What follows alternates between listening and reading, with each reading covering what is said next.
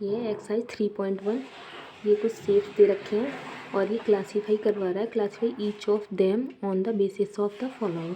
Simple curve बताना है हमें इस वाले में, simple closed curve, polygon, convex polygon और कॉनकेव पॉलीगन। ठीक है, ये बोल रहा है फर्स्ट वाला फिगर जो है ये सिंपल कर्व है। तो सिंपल कर्व क्या होता है? सिंपल कर्व होता है कि लाइन एक दूसरे को ओवरलैप ना कर रही हो, यानी एक दूसरे के ऊपर चढ़ी हुई ना हो, तो उसको बोलते हैं सिंपल कर्व। तो यहाँ पे एक दूसरे को ओवरलैप कर रही है नहीं ना, तो ये जो है सिंपल कर्व है, तो ए वाली प्रॉपर्टी फॉलो। ठीक है, अब बोला है simple closed curve. Simple closed curve क्या होता है? सिंपल क्लोज्ड कर्व होता है कि जिसके स्टार्टिंग पॉइंट और फिनिशिंग पॉइंट हम पता ना कर पाएँ, वो होता है सिंपल क्लोज्ड कर्व। तो इसका स्टार्टिंग पॉइंट भी हमें पता नहीं चल रहा और एंडिंग पॉइंट भी पता नहीं चल रहा। हमने यहाँ से, हो सकता है हमने यहाँ से स्टार्ट किया हो, किसी दूसरे ने बनाया है वो यहाँ से स्टार्ट किया हो, तो जो है ये है सिंपल क्लोज्ड कर्व। पॉलीगन, आगे क्या ये पॉलीगन है? पॉलीगन क्या होता है? पॉलीगन होता है ये simple closed curve made up of only line segment. तो ये लाइन सेगमेंट का बना हुआ है, हाँ ये लाइन सेगमेंट का बना हुआ है, तो ये पॉलीगन है। कॉन्वेक्स पॉलीगन, ये कॉन्वेक्स पॉलीगन है। अब कॉन्वेक्स पॉलीगन और कॉनकेव पॉलीगन एक बार समझ लें। कॉन्वेक्स पॉलीगन होता है जिसके अंदर डायगोनल बनते हैं, ये होता है कॉन्वेक्स पॉलीगन। कॉनकेव पॉलीगन होता है जिसमें अंदर के साथ साथ एक डायगोनल बाहर भी मिल रहा है, क्योंकि ये पॉइंट इससे मैच कर रहा है। डायगोनल क्या होता है? नॉन कॉन्जुगेटिव पॉइंट्स जो आपस में मैच होते हैं, मिलते हैं, उनको बोलते हैं कॉनकेव पॉलीगन। ठीक है, सॉरी डायगोनल। तो उसको ये यहाँ पे एक डायगोनल मिल रहा है तो बाहर मिल रहा है, तो ये क्या हो जाएगा? Concave polygon. और ये डायगोनल अंदर मिल रहा है, इसके सारे, एक भी बाहर नहीं मिल रहा है। जैसा यहाँ पे ये बाहर मिल रहा है, तो जहाँ पे ये बाहर मिलता है उसको हम कॉनकेव पॉलीगन बोलते हैं, और जिसमें सारे डायगोनल अंदर की साइड मिलते हैं उनको हम कॉन्वेक्स पॉलीगन बोलते हैं। तो ये वाला जो फिगर है इसमें हमें बाहर की साइड एक डायगोनल मिल रहा है ना, तो कौन सी प्रॉपर्टी फॉलो कर रहा है? ये कॉनकेव पॉलीगन है, ना कि कॉन्वेक्स। ठीक है, तो फर्स्ट हो गया। अब सेकंड देखते हैं। ठीक है, सेकंड ये वाला बोल रहा है सिंपल कर्व है। हाँ ये सिंपल कर्व है बिकॉज जो लाइंस हैं वो एक दूसरे को ओवरलैप नहीं कर रही हैं, यानी एक दूसरे के ऊपर नहीं चढ़ी हुई हैं। ठीक है, simple curve simple closed curve है। सिंपल क्लोज्ड कर्व होता है जिसके स्टार्टिंग और फिनिशिंग पॉइंट का पता नहीं लगा सकते। तो क्या हम पता लगा सकते हैं कि ये स्टार्ट कहाँ से हो रहा है, फिनिश कहाँ से हो रहा है? तो ये सिंपल क्लोज्ड कर्व है। पॉलीगन, पॉलीगन लाइन सेगमेंट का बना, हाँ ये लाइन सेगमेंट का बना है, तो ये पॉलीगन है। कॉन्वेक्स पॉलीगन है या कॉनकेव पॉलीगन है? कॉन्वेक्स पॉलीगन था जिसमें अंदर की साइड डायगोनल मिलते हैं, तो इसमें अंदर की साइड डायगोनल मिल रहा है, वो दो मिल रहा है। जैसे इसमें मिल रहे थे, इसमें बाहर की साइड मिल रहे थे, ये कॉनकेव पॉलीगन था। ये कॉनकेव पॉलीगन इसमें नहीं है, कॉन्वेक्स पॉलीगन वाली प्रॉपर्टी फॉलो हो रही है। ठीक है, अब थर्ड वाले फिगर पे आते हैं। क्या ये सिंपल कर्व है?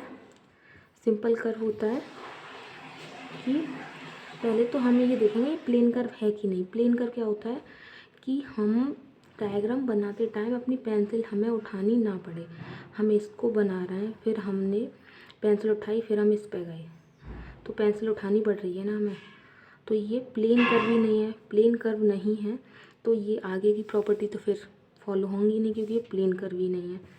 चाहे बाहर से बना के अंदर आए फिर भी पेंसिल उठानी पड़ेगी, और अंदर से उठा के बाहर जाए फिर भी पेंसिल उठानी पड़ेगी। ठीक है, अब फोर्थ वाले पे आते हैं। ये स्टार जैसा है कुछ,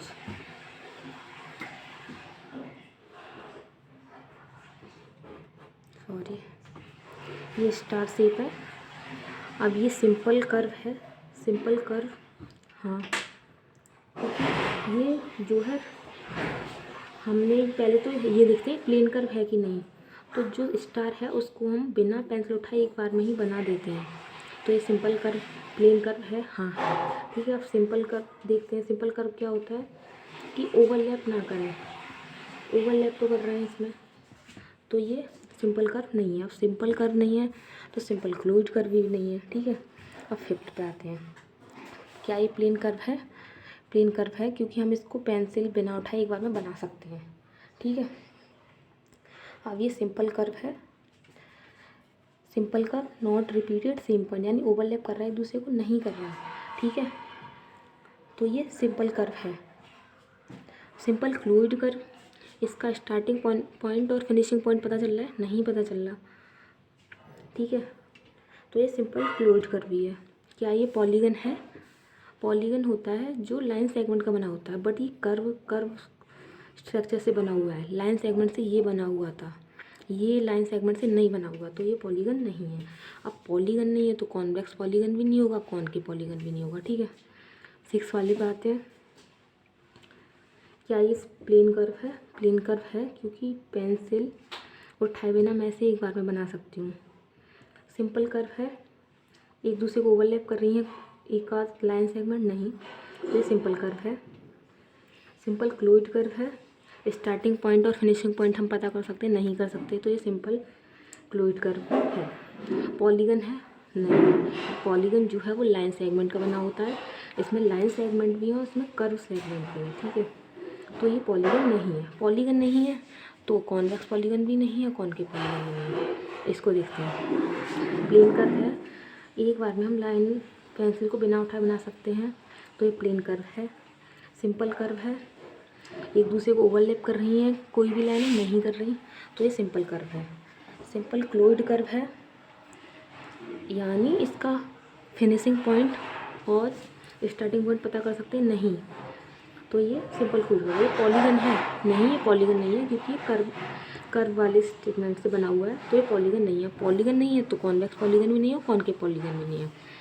इसको ऐसे करके, ऐसे एक बार में बिना उठाए, पेंसिल बिना उठाए बना सकते हैं, तो ये प्लेन कर्व है। सिंपल कर्व है, नॉट रिपीटेड, यानी ओवरलैप नहीं कर रहे, ठीक है। सिंपल क्लोइड कर्व है, यानी स्टार्टिंग पॉइंट और फिनिशिंग पॉइंट पता कर सकते हैं? नहीं कर सकते। पॉलीगन है, ये पॉलीगन नहीं है, बिकॉज पॉलीगन जो है लाइन सेगमेंट का बना होता है। ये लाइन तो बनी है इसमें, लेकिन कर्व वाला भी है, तो पॉलीगन नहीं है तो कॉनकेव पॉलीगन भी नहीं होगा, कॉन्वेक्स पॉलीगन भी नहीं होगा, ठीक है।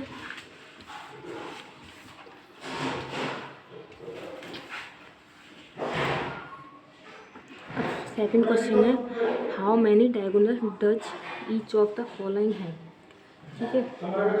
एक कॉनकेव क्वाड्रिलेटरल, ये बोल रहा है कि जो कॉन्वेक्स क्वाड्रिलेटरल में क्या होता है, जो अंदर की साइड डायगोनल बनते हैं, ठीक है। ये बोल रहा है कि हाउ मेनी, अब इसमें कितने डायगोनल बनेंगे? क्वाड्रिलेटरल होता है जिसकी 4 साइड होती हैं, ठीक है। क्वाड्रिलेटरल 1 2 3 4 साइड है, तो इसमें जो है 2 डायगोनल बनेंगे, एक ये वाला और एक ये वाला, ठीक है। तो 2 डायगोनल हो गए ना, और इसमें 2 ही मिलेंगे, इससे ज़्यादा नहीं, 2 ही मिलते हैं, ठीक है। तो कॉन्वेक्स, ठीक है। सेकंड है ये रेगुलर हेक्सागोन 6 हेक्स, तो यानी इसकी 6 साइड होती हैं। हेक्सागोन यानी जिसकी 6 साइड होती हैं, तो मैंने 6 साइड का यहाँ पे बनाया है, और इसके हर पॉइंट से यहाँ यहाँ यहाँ इस पर मिलाया है। आप खुद बना के देखें तो आप देखेंगे कि 3 लाइन 1 2 3, ये डायगोनल गया 3, तो मैंने यहाँ लिख लिया 3, फिर मैं इस पॉइंट पर गई तो 1 2 3 ये गया इस पॉइंट पर, फिर मैं इस पॉइंट पर गई 1 2 3 ये गया, सॉरी ये पहले से बना हुआ था, तो ये दो बार खींची मैंने, फिर मैं इसके गई तो ये पहले से बनी हुई थी, फिर मुझे एक लाइन खींचनी पड़ी बस। तो इसमें कितने डायगोनल मिलेंगे हमें? हेक्सागोन में 9, यानी हमें क्वाड्रिलेटरल में कितने डायगोनल मिलते हैं? 2, और हेक्सागोन में हमें कितने डायगोनल मिलते हैं? 9, ठीक है। हेक्सा यानी 6, जिसकी 6 साइड होती है उसको हेक्सागोन बोलते हैं।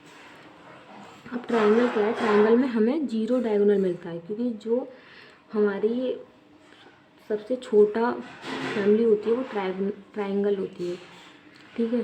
तो जो ट्रायंगल में डायगोनल होते हैं उनकी जो नंबर होता है वो 0 होता है, ठीक है। अब क्वेश्चन थर्ड पे आते हैं।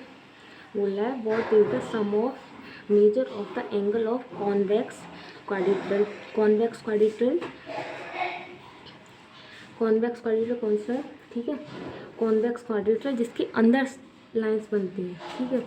अब जो एक ट्रायंगल का सम होता है वो होता है 180, और इसमें 1 ये मिल गया, और क्वाड्रिलेटरल में यानी 2 ट्रायंगल होंगे ना, एक तो ये वाला, ठीक है, और एक ये वाला, तो 180 + 180 कितना हो गया? 360, तो सम ऑफ एंगल कितना हो गया? 360, ठीक है। अब वो आगे बोला है क्वेश्चन में कि will this property hold if the quadrilateral is not convex. अब कॉन्वेक्स नहीं है तो कौन सा होगा, कॉनकेव। तो कॉनकेव मैं ऐसे बना सकती हूँ 1 2 3 4। क्वाड्रिलेटरल की बात की है तो 4 लाइन होनी चाहिए ना, तो 1 2 3 4। ठीक है, तो इसमें हम जानते हैं कि जो ट्रायंगल में वैल्यू होती है 3 एंगल्स की वो 180 होती है। अब इसमें 2 एंगल हैं, मैंने बीच से एक लाइन खींची तो 180 + 180, तो इसका भी कितना होगा 360। तो दोनों कंडीशन में कितना है, सम ऑफ एंगल कितना बन गया 360। Thank you.